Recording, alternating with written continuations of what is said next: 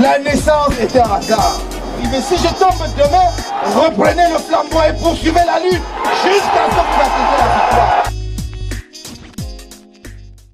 Si le mouvement pour la renaissance du Cameroun, MRC, a refusé avec raison de participer à la grande mascarade nationale du 30 septembre au 5 octobre 2019 organisée par Paul Biya pour trouver une solution à la crise anglophone, si en septembre 2018, Maurice Kamto a décliné l'invitation faite par la chaîne de télévision Vision 4, l'un des tam-tams du parti au pouvoir RDPC, de participer à l'émission Décryptage, c'est bien parce que tout parti politique a une morale et des valeurs qu'il incarne et défend. La participation de Maurice Kamto, ce samedi 6 mars 2022 au congrès de l'Union nationale pour la démocratie et le progrès, Inde, un parti pas très différent de celui au pouvoir RDPC, et donc des plus surprenantes.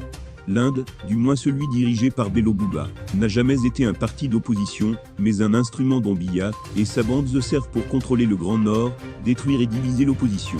À sa création en 1991, l'Inde a charrié de nombreux espoirs au sein d'une bonne frange de la population camerounaise, y compris Feu mon père, qui en fut un fervent militant, notamment ceux nostalgiques de la période faste de l'ère Aïdjo.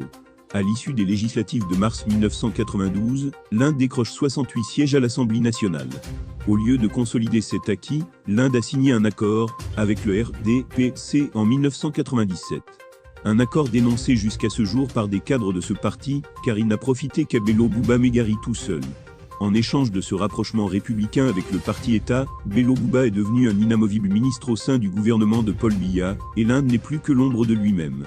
Face aux partis qui se battent pour un véritable changement au Cameroun, l'Inde fait figure d'anti-modèle, car si le Camerounais a tourné le dos à la politique depuis le milieu des années 1990, si les Camerounais ploient sous une dictature insolente et méprisante, qui n'a généré que malheur et misère aux Camerounais et aux Camerounais, c'est à cause de Bello Bouba.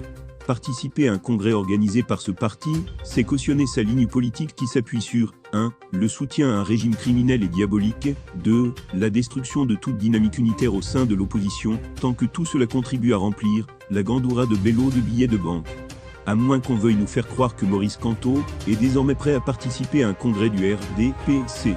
Il est bien vrai qu'en politique, on ne parle pas d'ennemis mais d'adversaires. C'est bien beau ces discours angéliques sur le rassemblement, d'ouverture à d'autres partis politiques.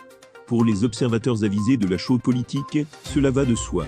Mais pour le vendeur de beignets Jinja au carrefour Mvumbi, pour la Bayam Selam du marché Mokolo, ou alors pour le bandskinner de Douala, dont la culture politique est à un niveau très bas, si la MRC tend déjà la main à l'Inde, cela suppose que Kamto se rapproche progressivement des gens de Biya, qu'il fait déjà partie de la majorité présidentielle. D'ailleurs, les courtisans et autres agents doubles du dictateur Biya se sont déjà mis à la tâche sur les réseaux sociaux pour le marteler aux Camerounais, et ceci est loin d'être anodin. Lors du cinquantenaire de l'armée camerounaise en décembre 2009 à Bamenda, Nid Jeune-Frundi, alors leader de l'opposition camerounaise, avait, au nom de la politique d'ouverture, du rassemblement entre frères d'une même nation, rencontré Paul Biya en tête-à-tête. La suite on la connaît. Le SDF a presque disparu de la scène politique. Comme quoi, dans le marigot politique camerounais, il est des rapprochements à éviter de peur de le payer cash le moment venu.